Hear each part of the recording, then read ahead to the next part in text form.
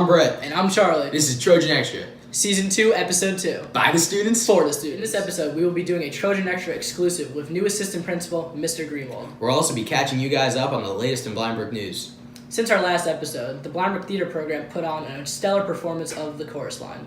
Congratulations to all who participated. It was a phenomenal performance. Next, the theater program will be putting on The Wedding Singer. One of the leads in the play, Junior Adam Merrick, said in regards to the upcoming performance, This year's musical is a romantic comedy about the journey to find love.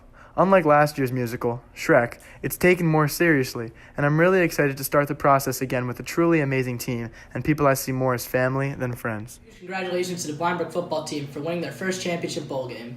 the Trojans had an amazing season, going an almost perfect 8-1. On to winter sports. The varsity boys and girls basketball teams are excited to start their season and go beyond the heights achieved last year. The Rytown Titans, our combined hockey team, have had a good start to their season and look to continue their successes. Moving on, a lot of questions have been circulating throughout the school regarding block scheduling. The Board of Education is discussing how and when to implement this new scheduling system to our school. Blindbrook student congressman Daniel Croce had this to say about the topic. Although actively seeking to embrace project and problem-based learning, it remains unclear the exact correlation between an adjusted schedule and such a change, seeing the vast and variety of steps already taken to develop such innovative curriculum designs by this district. And now to the Trojan Extra exclusive interview with Assistant Principal Mr. Greenwald.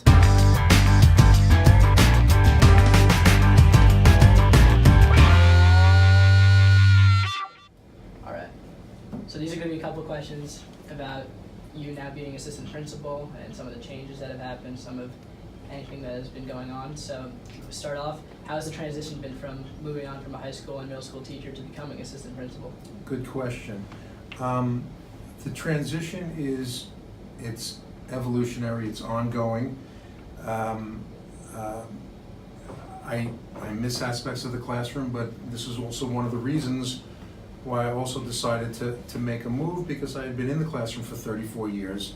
And if you're not learning, you're not growing. And I thought this was a good challenge. It was a good time in my life. My kids are a little bit older, so my responsibilities at home are not as time consuming, which allows me to take on the new challenge. So I think the biggest thing about the transition is, although I understand what an assistant principal does, you still have to walk the walk and learn it firsthand. So things that I know, scheduling, discipline, clubs, things that I know about but haven't always been behind the scenes.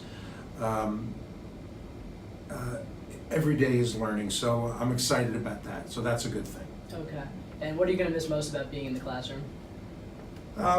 Clearly just a closeness with students and interaction. You know, one of my main focuses so far this year, I'll never spend more than a half an hour in my office at one time. I like to get around. I walk into classrooms, I walk into the commons, and the thing that's making me feel good is the closeness that I miss with students. I still get to see students, and I'm not always grading them, so there's a lightheartedness that we have, and that pressure of the teacher-student relationship is lifted. So I do miss that closeness in the classroom, but I still feel I'm getting a good taste of it. And with the teachers too, I have a good relationship now, developing a different kind of relationship with them. What issues have you been approaching and been looking to solve so far as assistant principal?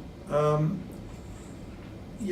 think that probably the thing that takes up a lot of my time, which is, I guess, I didn't think about that much. When you think about assistant principal, you think of student discipline and you think about clubs and the schedule. But I guess one of the things that, if your question was taking up my time, or one of the things I've been dealing with a lot, overseeing the guidance department has been a big part of the job, whether it is someone new coming to the school and getting them acclimated to the school with a schedule, to testing, ACT, SAT. Some kind of kids have extra time and they need special assignments, proctoring and rooms, and teachers do all that. So that's a whole thing that I'm getting used to little by little. And what was your best experience as a teacher at Blindbrook? I would say the best experience that I've had, to be honest with you, believe it or not, is not actually in the classroom real time at that moment, but it's been students that have come back to me that when I've no longer taught them, whether they were a year older or in college or in the real world or married, and with their own kids coming here saying, Mr. Greenwald, I remember when you did that lesson on World War I trenches and we turned the whole classroom into a trench, or I remember when we did the assembly line sort of thing, or the labor contract negotiation. When people come back and say, or I still outline in college the way I learned, or in law school the way I did in 8th grade. So that to me is the greatest thing that I see.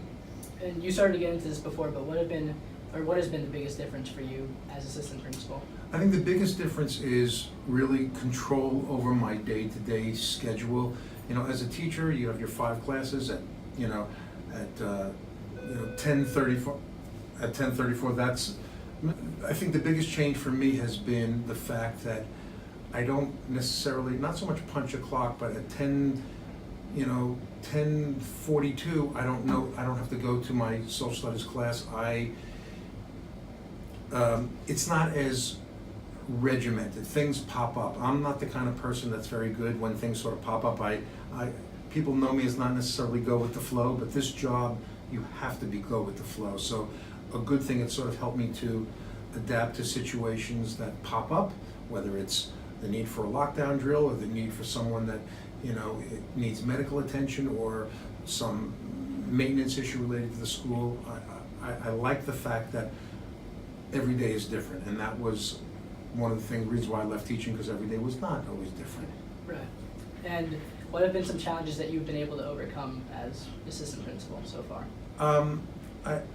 I hope to think that the biggest challenge so far is that students, teachers, parents, and all the people that have a stake in the school community have seen me as someone who's been successful in the classroom, but now that they're hopefully starting to see that success is starting to translate into the administrative responsibilities, and that takes time. So, any level of respect has to be earned, and I know that as a teacher I had it, but I'm still new as an administrator, so I hope to continue to build on early successes, my organization, my deadlines. I try to hit every mark I can, but time will tell whether people will view me and accept me as a successful administrator.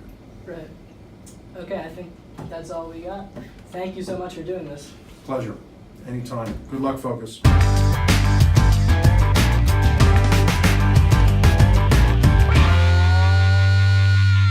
Thank you, Mr. Greenwald, for letting us do an interview with him. And some Trojan extra thank yous to our advisor, Mr. Soto, Brian Way, and our associate editor, Sam Nee. Our cameraman, Sean, our editor, Brian, and our associate writer, Scott Rosen. And to you, our viewers. Like it, love it,